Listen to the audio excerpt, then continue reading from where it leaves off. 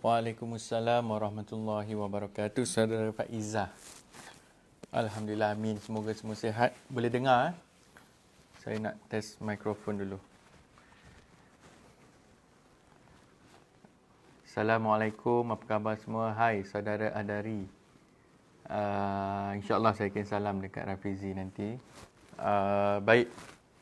Bagi mereka yang baru mengikuti, saya mohon untuk kongsikan, share di page ataupun profil masing-masing, sebab saya rasa isu yang nak bincangkan ni pun sedang hangat diperkatakan di laman media ataupun lebih tepat lagi di media sosial.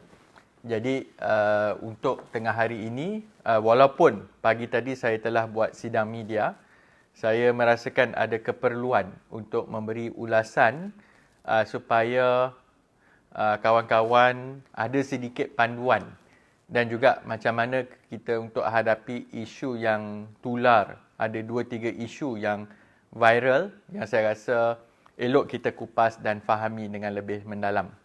Jadi untuk mereka yang baru ikuti, tolong share, tolong sebarkan sama ada dekat Facebook ataupun dekat WhatsApp, dekat kumpulan-kumpulan yang lain, supaya perkara ini dapat perhatian yang sewajarnya. Sebab kita kena faham, isu-isu rakyat ini memang bagi saya wajib untuk kita bincangkan supaya nilai yang kita tetapkan itu adalah nilai yang bermutu. Maksudnya kita tak boleh hanya sekali pandang ataupun ambil mudah ataupun pandang remeh, tetapi isu yang berkaitan dengan rakyat ini kita kena pertahankan dalam sudut prinsipnya, dalam sudut kebajikan kita semua, supaya perkara ini mendapat perhatian yang sewajarnya. Baik, jadi saya rasa saya boleh terus mulakan. Kalau sempat, saya akan cuba cover ketiga-tiga isu. Manakala seperti yang saya terangkan, selebihnya saya telah buat sidang media pagi tadi. Rakaman sidang media itu kita akan kongsikan di channel YouTube. Bagi mereka yang belum subscribe, saya mohon juga untuk subscribe dan juga kongsikan bila video tersebut dimuat naik, insya-Allah petang ataupun malam ini. Baik, isu yang pertama dalam soal video yang tular berkaitan dengan pendedahan oleh seorang yang bernama Asri Janggut, ataupun yang lebih popular saya rasa Hot Burger or Burger Hot Malaysia, yang memang viral. Kita tengok video beliau, saya rasa viewers dia hampir mencecah 5 juta orang. Maksudnya memang rakyat Malaysia nampak ataupun terlihat video tersebut. Malah saya rasa itu sesuatu perkara yang sangat teruja jugalah. Saya rasa semua sebenarnya nak tahu dan juga mungkin berkongsi sentimen yang sama. Untuk peringkat saya sebentar tadi dalam sidang media, memang saya menekankan soal memberi perlindungan yang sewajarnya kepada saudara Asri. Pihak Angkatan Muda Keadilan AMK yang mana ikuti Facebook saya semalam, kita telah menerima penyertaan 11 orang peguam muda dan juga secara rasminya kita ada Biro Guaman dan undang-undang bawah kelolaan Angkatan Muda. Jadi memang saya secara terbuka tadi telah menawarkan kepada saudara Asri untuk sebarang khidmat guaman sekiranya beliau terus diganggu dari sudut undang-undang ataupun mungkin berdepan dengan tindakan salah laku dan sebagainya. Tapi saya setuju dengan pandangan beliau, yang mana beliau kata sepatutnya terima kasih, dan saya rasa sebagai rakyat Malaysia kita berterima kasih kepada saudara Asri kerana mendedahkan soal premis judi haram dan juga rokok seludup. Jadi isu perlindungan pemberi maklumat boleh dapatkan daripada sidang media saya tadi, tapi untuk tengah hari ini saya nak tengok isu itu sendiri. Sebab dia ada 3 isu utama bagi saya. Yang pertama soal pemberi maklumat, yang itu saya dah kupas melalui sidang media. Tetapi isu yang kedua ini adalah berkaitan dengan penularan video tersebut. apa yang kita nampak bahawa pendedahan yang dibuat oleh beliau ini bukan sesuatu pendedahan yang maksudnya baru first time rakyat Malaysia cuba mendedahkan sesuatu. Kalau kita lihat, kalau kita silap beli barang ataupun barang yang kita order, especially melalui dalam talian, tidak mencapai mutu dan sebagainya, memang kita akan ke Facebook, social media, komplain. Yang masak tak jadi, kita boleh viralkan di social media dan sebagainya. Tetapi isu berkaitan yang dibangkitkan oleh saudara Asri, kenapa ianya viral ataupun tular begitu hebat? Pandangan saya mungkin ada 2-3 perkara. Pertama, kalau kita lihat apabila saudara Asri membuat pendedahan tersebut, cara penyampaian kita tahu itu adalah jalan terakhir untuk beliau sampaikan isu ini. Sebab kalau kita tengok cara penceritaan itu beliau dah lalui pelbagai rintangan. Meniaga, dia seorang kena angkut. Stall burger dia, gerai burger dia dirampas. Sedangkan tempat lain tidak diganggu dan sebagainya. Jadi kita tahu bahawa emosi yang disampaikan secara bersungguh-sungguh itu, kita tahu bahawa nampak yang beliau ini sangat peka ataupun jujur dalam isu ini. Tetapi yang kedua, kenapa saya rasa video ini sangat tular? Sebab penonton ataupun mereka yang mengikuti video tersebut berkongsi pandangan yang sama. Dalam isu premis judi haram, premis aktiviti haram ini, saya rasa yang saya sebut juga dalam sidang media yang kita kena siasat, ini kes terpencil di Sungai Buloh ataupun sebenarnya di merata seluruh negara. Jadi bila pengadu menyampaikan, berkongsi macam mana dia boleh tunjuk satu kedai, yang saya perhatikan adalah kita berkongsi kesengsaraan ataupun dia punya kekhawatiran itu sebab benda ini bukan hanya di Sungai Buloh. Yang ini saya rasa mungkin nampak seperti saya menuduh pula banyak pusat-pusat yang menjalankan kegiatan haram ini. Saya rasa benda ini berlaku dekat mana-mana. Jadi bila Asri yang mengambil risiko menyampaikan dan mendedahkan satu persatu premis yang terlibat, kita tahu dan kita kalau baca komen-komen susulan video tersebut, ada yang kata, alah benda ni memang banyak, merata. Jadi dalam perkara soal judi haram ini, saya merasakan bahawa ini adalah sesuatu perkara yang kita tahu, tapi kita elak bercakap. Mungkin sebab tekanan, mungkin sebab kita takut akan berlaku ancaman kepada kita, kepada keluarga kita. Dan juga mungkin kita merasakan bahawa selagi kita boleh meneruskan kehidupan, ni tak menyusahkan aku, kita tak terlibat secara langsung, jadi kita tak ambil peduli ataupun ambil mudah. Apa yang berlaku kepada saudara Asri, saya rasa dia sampai ke tahap tersebut kerana mata pencariannya kena ganggu. Gerainya kena angkut. Jadi dia dah tak tahu ke mana dia nak pergi. Jadi sebab itu, bila dia sebut, dan saya rasa saya punya pengalaman berbincang ataupun bertemu dengan pemberi maklumat. Kita tahu kalau sebelum ini dengan saudara Rafizi lah, especially dalam kes 1MDB, dalam kes Mara, tabung haji sebelum ni, dan saya sendiri, kes Yapim. Saya tahu bila jumpa pemberi maklumat itu, mereka terpaksa buat dua pilihan yang sangat susah. Iaitu yang pertama, pilihan yang untuk mempertahankan conscience ataupun dia punya prinsip kehidupan. Kalau benda itu haram, kita memang tak nak terima, kita tak nak bersekongkol, jadi kita nak buat sesuatu. Tapi satu lagi pilihan, dia tahu kalau mendedahkan perkara ini, maka akan berlaku kesan luar jangka, risiko yang luar biasa. Sebab itu permulaan yang beliau sebut, dia sebut kalaulah berlaku apa-apa. Dia tahu bila dia sebut, dia risau keselamatan nyawanya. Memang itulah ancaman yang dihadapi oleh pemberi maklumat. Dalam kes rasuah, kes salah guna kuasa, yang ini kes premis judi haram. Ini memang berlaku. Kalau saya tanya mana-mana, panggil kita punya pemberi maklumat untuk kongsikan, masing-masing akan tarik diri. Sebab dia rasa kalau dia proceed, kalau dia dedahkan maklumat, nyawa dia terancam. Dia rasa bahawa pendedahan ini akan menggugat, akan mengganggu keluarga, akan menutup periuk nasi dan sebagainya. Jadi dalam kes ini memang kita bersimpati dengan saudara Asri yang periuk nasinya telah diganggu, dirampas dan sebagainya, menyebabkan beliau terpaksa memilih jalan untuk keluar secara terbuka, dan saya rasa itulah hakikatnya tekanan yang dihadapi oleh mana-mana pemberi maklumat. Walaupun kita tahu aktiviti itu haram, kita tahu benda itu salah, benda itu jahat dan sebagainya, yang akan berlaku kita takut nak menyampaikan sebab tekanan itu sangat kuat.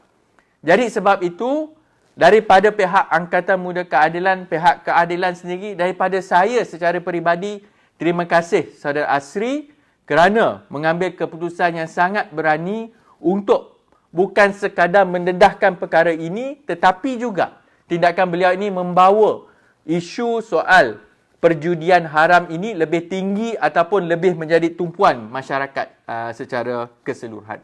Dan yang kedua, tindakan berani beliau juga membolehkan kita merungkai dan meneliti kembali soal melindungi pemberi maklumat ini. Tetapi yang saya nak sebut, dalam kes melibatkan premis judi haram ini di Sungai Buloh, yang saya kesal, yang saya sedikit terkilan, kerana daripada kita sebenarnya berlomba-lomba untuk mempertahankan kedudukan saudara Asri, sekarang ni Asri pula yang kena siasat.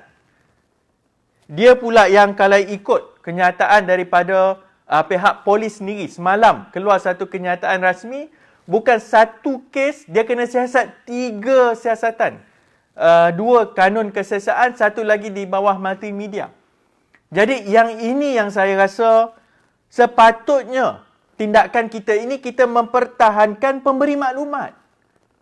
Kalau kita terus menakut-nakutkan pemberi maklumat, kalau bawa yang disebutnya, kalau bawa ke pihak penguat kuasa, maklumat itu bocor, yang kena tindakannya dia, yang buat jahat itu masih bermaharaja lela. Tetapi dalam kes ini, bila dia tak ada ruang, dia bawa keluar, yang kena tekan dia juga.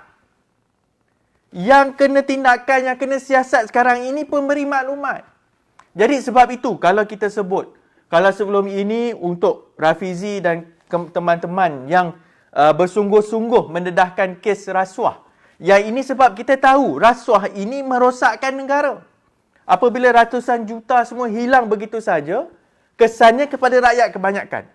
Tetapi dalam isu premis judi ini sangat mudah. Sebab saya nak tanya, saya tahu kalau di bandar-bandar ini kita tahu ada kegiatan aktiviti haram yang berlaku, dan seolah-olah benda ini tak ambil tindakan sebab nak buat laporan pun tak boleh. You buat memang you kena. Kalau you nampak berani sedikit, mungkin kena ugut dan sebagainya. Jadi sebab itu, kepada teman-teman di Malaysia ini, saya rasa kita jangan terheret dengan kaedah menghukum pemberi maklumat. Kita sepatutnya memberi sokongan dan dokongan. Sebab tu AMK membuat keputusan untuk menawarkan khidmat guaman sekiranya perlu. Tetapi terpulang, kalau dilihat kami daripada parti politik tak nak dilihat seolah-olah bersama pula dengan parti, kita okey. Tetapi yang paling penting dalam soal pemberi maklumat ini, kita kena cari jalan supaya mereka yang mendedahkan kes rasuah, salah guna kuasa, sekarang kes kegiatan aktiviti haram, dia sebenarnya yang perlu dilindungi. Saya tak pasti dengan kedudukan parti yang lain, sebab sekarang mereka pun bersekongkol dengan orang yang dalam mahkamah pun dah ada kes rasuah, dah kes salah guna kuasa.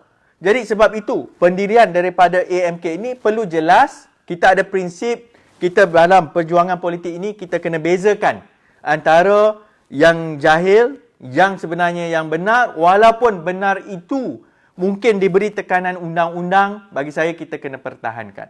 Baik, itu isu video yang viral baru-baru ini, dan saya juga mengadakan sidang media pagi tadi. Jadi bagi mereka yang terlepas, insya-Allah malam nanti saya akan upload di channel YouTube. Tolong subscribe, tolong sebarkan video ataupun channel saya untuk kita ketengahkan lagi banyak isu-isu rakyat.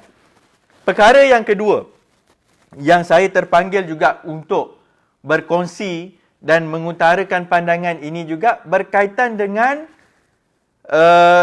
bagaimana seorang anak muda telah disaman kerana cara pemakaian pelitup muka ataupun topeng muka. Saya lebih suka panggil topeng muka, tapi ialah pelitup muka, yang mana apabila disaman itu kena kompaun RM1,000 dan pemuda itu menangis. Dan saya rasa memang siapa yang tengok video itu memang terkesan. Yang ini saya nak sebut. Pandangan saya sebagai ahli parlimen daripada Johor Bahru, dan saya juga bukan sekadar soal Johor Bahru, tapi sebagai keseluruhannya saya lihat SOP ini kita kena patuhi. SOP ini kita kena bagi kerjasama sepenuhnya untuk menjaga kesihatan dan juga keselamatan rakyat secara keseluruhan. Tetapi yang kedua yang kita kena faham, SOP ini juga dalam kaedah untuk penguatkuasaan ini, kita seharusnya memilih jalan mendidik, bukannya menghukum semata-mata. Dan sekiranya nak mengambil tindakan hukuman tersebut, hukuman itu perlulah dilihat sebagai adil. Kita tak boleh menghukum dengan mengikut, okeylah sebab yang ini senang kita nak hukum, sebab dia anak muda senang nak hukum. Itu bukan caranya.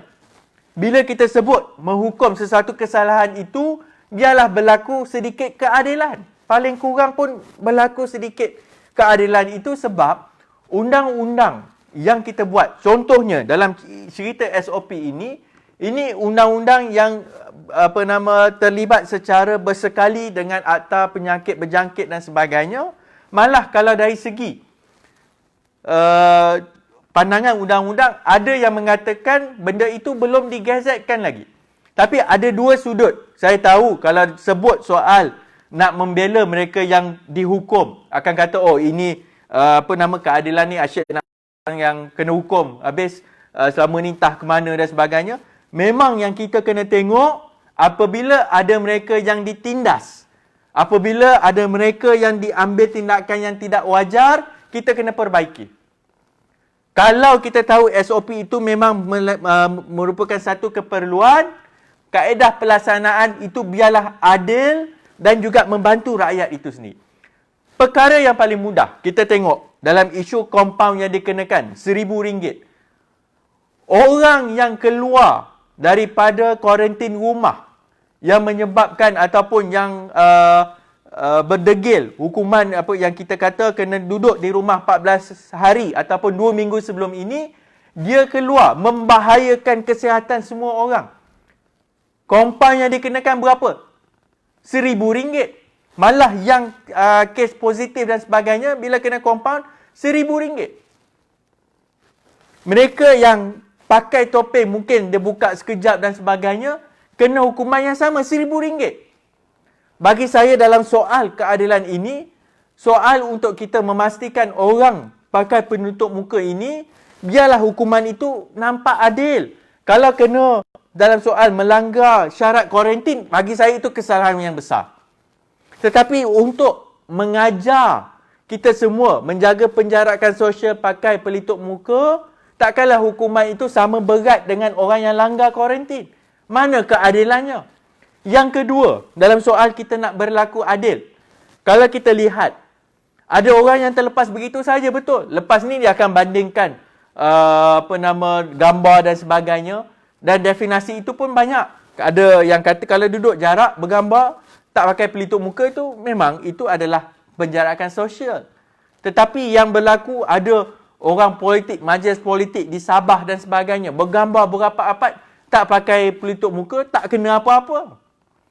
Jadi mana keadilannya dalam soal kita menguatkuasakan SOP ini? Waktu PKP kita dah tengok macam mana timbalan menteri langgar perintah, dia keluar dan boleh makan beramai-ramai. Jangan kita lupa, double standard yang disebut oleh dalam kes Asri sebelum ini juga, ini yang menyebabkan rakyat sebenarnya mempertikaikan kenapa ada hukuman yang berbeza.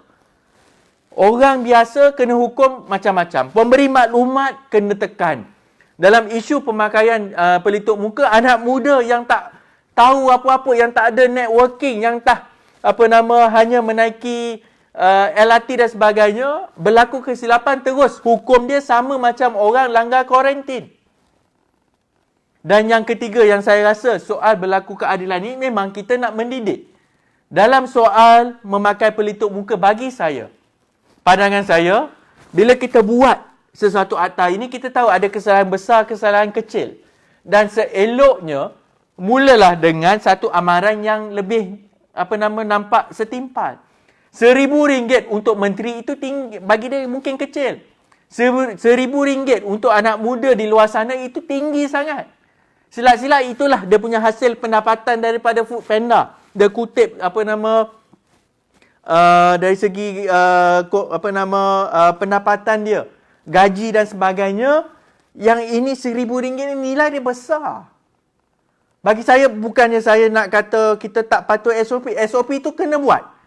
Bagi saya, jangan ada kompromi, tak boleh langgar SOP itu. Menteri pun kena ikut SOP.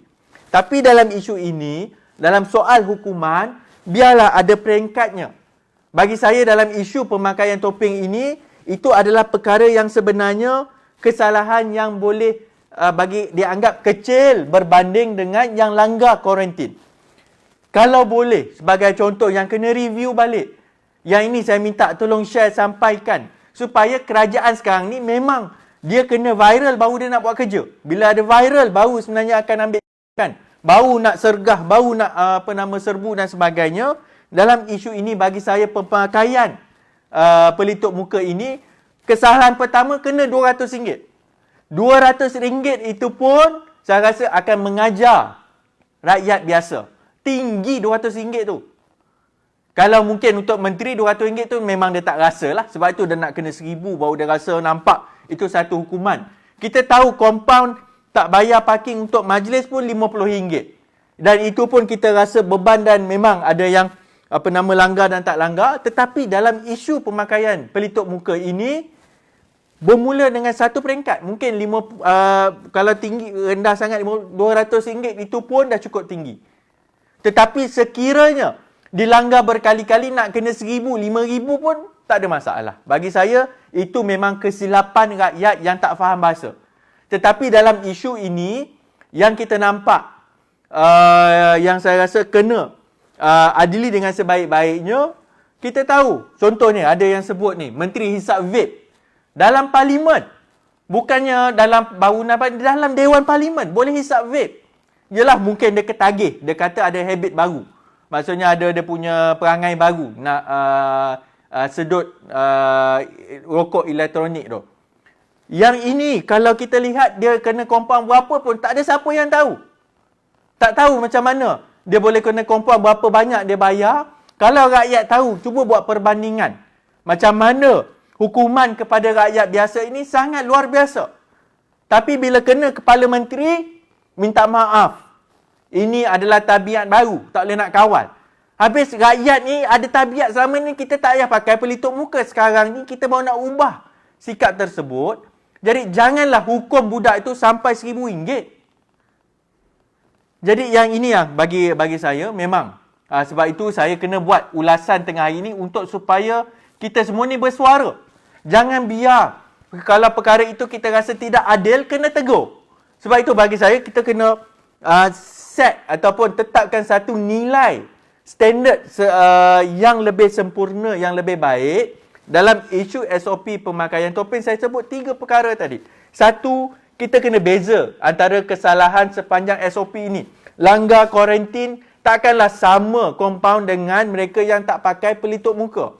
Yang kedua, kalau anak muda kena compound sampai RM1,000, menteri bergambar beramai-ramai. Itu bukan hanya gambar 5 saat. Kita tahu macam mana majlis tersebut dan sebagainya. Yang ini tak ada apa-apa tindakan. Dan yang ketiga, cadangan yang paling mudah, biar ada tangga dari segi hukuman itu. Kesalahan pertama berapa, kedua berapa. Bermulalah RM100 ke RM200 ke. Bila dah langgar 3-4 kali, barulah naik. Jadi dalam soal isu budi bicara, saya tak setuju. Kita jangan hanya bagi runding di antara pihak penguatkuasa dengan pihak yang bersalah, sebab benda ini yang bila ada rundingan di luar ataupun rundingan tepi, yang ini menyebabkan benda ini tidak mencapai matlamat. Undang-undang itu kena jelas. Kalau kesalahan pertama kena RM100, kena RM100. Jangan pula runding pula dengan penguatkuasa. Ini yang bila bincang tepi ni, kita takut berlaku perkara yang kita tak nak berlaku. Saya tak nak sebutlah isu ambil duit dan sebagainya. Sebab itu, biar undang-undang tu jelas. Maksudnya, jangan buat runding tepi dan sebagainya. Dan saya menekankan perkara ini untuk sebagai peringatan apabila berlaku tindakan dasar itu yang kita rasa tidak sempurna, kena tegur. Saya tegur. Walaupun mungkin ada yang tidak bersetuju sebab dia adalah daripada UMNO dengan PAS. Orang UMNO dengan PAS ni tak boleh tegur. Dia tegur je, dia melompat. Kita cakap soal rakyat, dia kata kita mempermainkan isu rakyat. Nak mempolitikkan segala. Ni tak betul. Kadang-kadang menteri, dah jadi menteri, orang UMNO dengan PAS ni memang saya marah. Sombong. Boleh hisap vape dalam parlimen. Itu satu sifat yang tidak menghormati dewan. Tak menghormati speaker dalam parlimen. Dan yang ketiga, isu yang saya nak ulas pendek, saya rasa pun kenyataan saya mudah. Memang saya tidak bersetuju dengan tindakan timbalan menteri daripada Perikatan Nasional yang mengajak anak muda untuk mohon buat surat sokongan. Boleh pula surat sokongan tu nak salinan kepada Perdana Menteri dan sebagainya. Saya nak sebut hari ini, bukan semua anak muda perangai macam anak muda Perikatan Nasional. Perangai macam Armada dan sebagainya. Saya tahu anak muda majoritinya adalah orang yang jujur.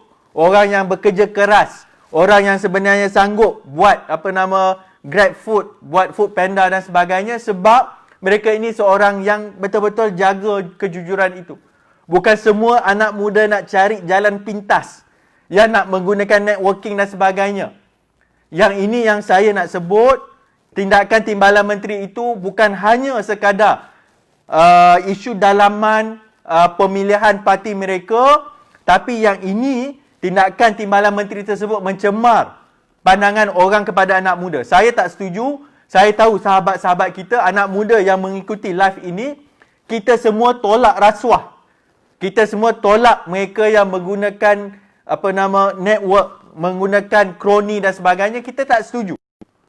Dan bagi saya, kerajaan kalau nak buktikan kepada anak muda, kamu serius membela nasib anak muda yang sekarang ni menganggur. Kita tahu kadar pengangguran 860,000 orang. Yang ramainya adalah anak muda. Timbalan menteri sibuk tawar surat sokongan. Apa cerita tu? Malulah sikit, kamu dah jadi menteri. Dulu terhegeh-hegeh nak jatuhkan kerajaan dan sebagainya. Nak buat lompat dan sebagainya. Dah kianat, sekarang terbukti kenapa kamu nak kianat. Sebab kamu nak ambil kesempatan. Cakap inilah tujuan nak ambil kuasa sebab nak gunakan segala perkara. Itu tak betul. Bila ada kuasa, gunalah untuk membela nasib anak muda di luar sana. Benda ini jangan, bagi saya memang hari ini sedikit emosi. Bagi saya, apa yang disebut itu, satu, saya rasa sangat kecewa, sangat geram sebenarnya sebab anak muda bukan perangai macam tu. Yang saya kenal, anak muda yang bersama dengan saya, kita semua tolak rasuah. Kita tolak orang yang salah guna kuasa. Jadi dalam isu ini, memang saya sebut kepada media tadi, saya mohon, mungkinlah Perdana Menteri tak berani tegur anak buah dia. Bagi saya mengharapkanlah Yang Amat Berhormat tunjukkanlah sedikit sifat. Tapi nak buat macam mana? Suara video yang bocor itu pun kita tak dapat sahkan lagi. Yang isu macam mana nak beli orang UMNO ni bagi jawatan menteri, jawatan JLC. Jadi 2 kali 5. Yang atas perangai macam tu, yang bawah, yang muda-muda ikut kamu perangai sama teruk. Jadi sebab itu saya rasa anak muda di luar sana bukan berperangai macam ini. Jadi saya mohonlah, kalau Perdana Menteri tak berani tegur, saya mohonlah sahabat-sahabat lain, mungkin Menteri Belia, tegurlah timbalan kamu itu, benda itu tak sihat. Kita tak boleh, kalau kita memerintah negara, bila kita sendiri cakap lain, belakang-belakang keluar video nak buat surat sokongan dan sebagainya, itu bukan sekadar memalukan, itu menghina kedudukan dan juga pandangan anak muda di luar sana. Jadi kepada mereka yang mendengar siaran ini, saya mohon sampaikan, letakkan satu nilai yang tinggi. Kita jangan jadi orang yang boleh dibeli macam orang kat sana. Kita jangan jadi orang yang sebenarnya boleh diampu, disogok, ditawarkan segala jenis habuan untuk prinsip dan maruah kita. Sebab itu yang paling penting dalam soal kepimpinan negara pada hari ini. Bukan hanya soal kesetiaan, soal prinsip, tetapi juga kita kena pastikan kita jujur dalam perjuangan kita. Baik, saya rasa cukup sekadar itu. Saya mengharapkan terus kongsikan video ini dan juga tolong share page saya dan kita akan letakkan di YouTube channel.